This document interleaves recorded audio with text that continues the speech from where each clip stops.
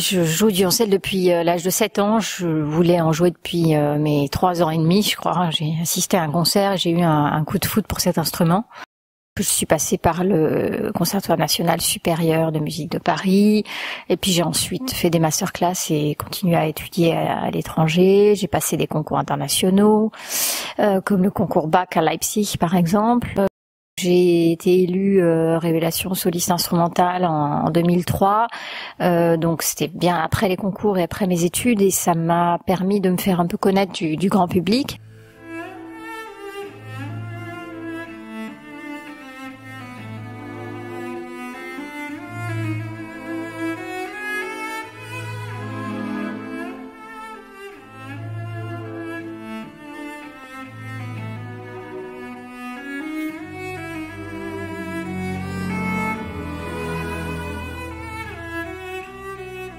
La chose qui me tient à cœur et qui peut-être me distingue d'autres interprètes, c'est que je navigue dans des répertoires très différents. Je joue à la fois sur l'instrument historique, le répertoire ancien, baroque, et même pré-romantique, et puis le grand répertoire, comme je le fais ce soir avec le concerto de Saint-Saëns avec l'Orchestre de Chambre de Toulouse, jusqu'à la création contemporaine, puisque j'aime bien susciter des créations, et je viens encore de passer une commande et de créer une partition de Philippe Hersant il y a quelques jours à peine avec mon ensemble Pulcinella.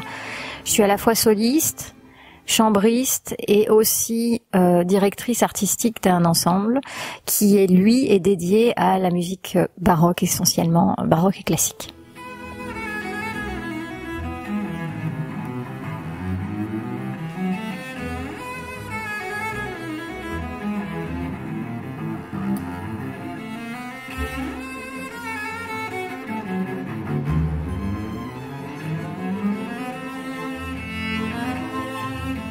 J'ai été très intriguée par la proposition de Gilles Colliard de jouer le concerto de Saint-Saëns dans une transcription qu'il a faite lui-même, qu'il a réalisée pour l'orchestre. Il connaît très bien ses musiciens, il connaît très bien cette musique aussi, et je me suis dit qu'il y avait quelque chose à faire dans l'intimité pratiquement de la musique de chambre avec ce concerto, qui est déjà dans une orchestration assez légère dans celle de Saint-Saëns, dans l'orchestration originelle.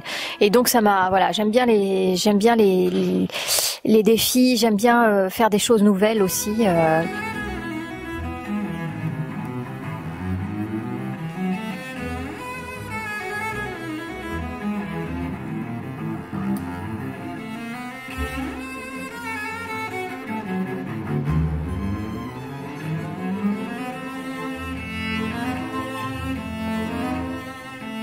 On joue le concerto de Saint-Saëns qui certes est quand même assez connu du grand public, le premier, mais on joue aussi une sérénade de Folkmann qui est à peu près contemporain de Schumann, complètement oublié, qui a écrit des belles partitions, notamment un concerto pour violoncelle aussi que moi je fais travailler mes étudiants souvent.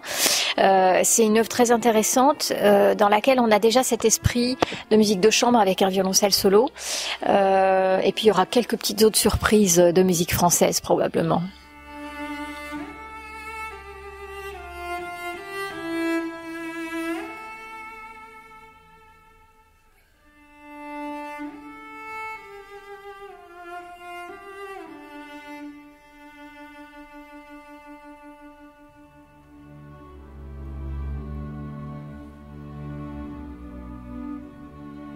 Ce concerto de Saint-Saëns, c'est la musique française, mais c'est une des pépites du répertoire romantique français pour le violoncelle.